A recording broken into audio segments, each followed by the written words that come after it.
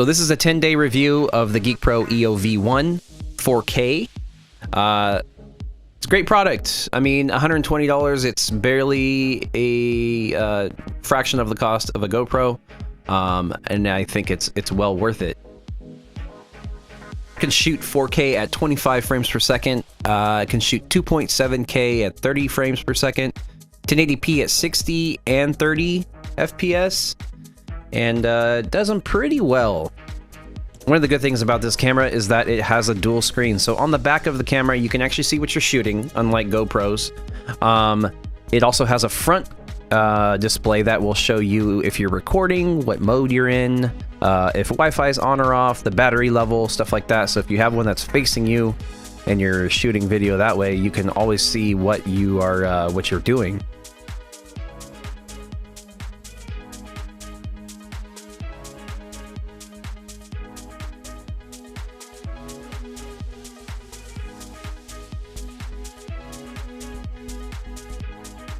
One thing I did notice that wasn't that great is the microphone. The microphone, it sounds fine, it picks up everything fine. The only thing is that it's a little muffled. It almost seems like it's got a little too much bass, maybe not enough treble. I don't know, it's hard to explain, but you can tell by listening to this right here. I'll show you this.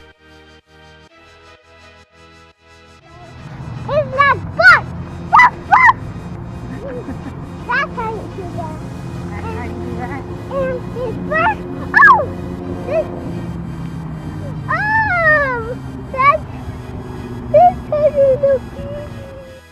Everything that's included in the package, shown pictured here, comes with pretty much everything you could possibly need for attachments, underwater case, which is very nice, and every little knob and screw and stuff that you would need to attach it to whatever you're using it for.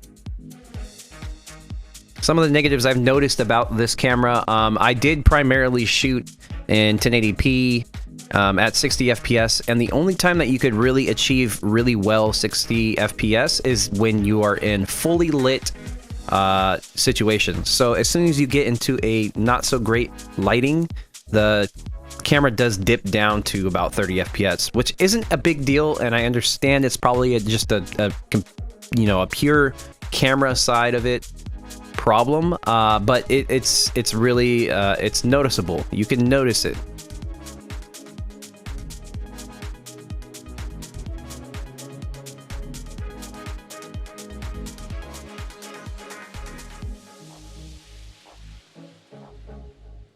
The app that is supposed to work for this camera is called Easy iCam. It has the ability to add multiple devices, and you can control what you see on the screen by hitting record or whatever mode it's in, and it does not work that great. It will crash a lot. It will lose connection with the Wi-Fi. It's very confusing on how it connects, first of all. But yeah, the program definitely needs some work. I don't know if it's compatible with other apps. I am using this on my LG G4 Android device. So I haven't really tested other apps because I know there's a whole plethora of camera apps that you can use with different cameras. But this one, it's not that great. I think it needs more stability. And once that's fixed, hopefully it'll work a lot better.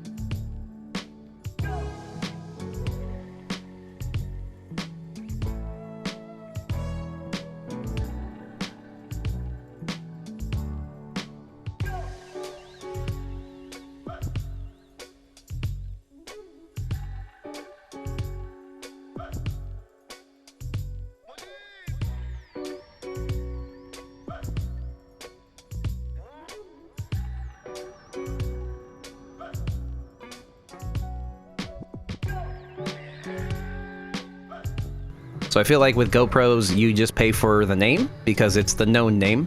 This product works the same, it feels the same, it looks the same, and it shoots just about the same quality of video. What are you doing? I thought it was Batman. Batman? Yeah, Spider-Man? that's Batman. It does. Yeah, it's full.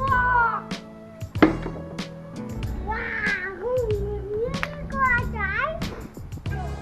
Daddy. What happened?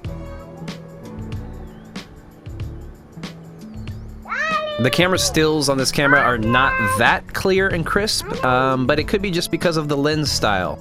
It does shoot in the traditional GoPro fisheye style, and it does look good. It looks good enough, I guess, and show you some pictures here of what it does look like. As always, guys, please make sure to give me a subscribe if you enjoyed this, and check out my other links down below. SeekonTwitch.com is my main website where you can see all my art, some of my reviews, and more information about me. Be sure to check that out. And thank you for watching, guys, and I hope you have a wonderful day.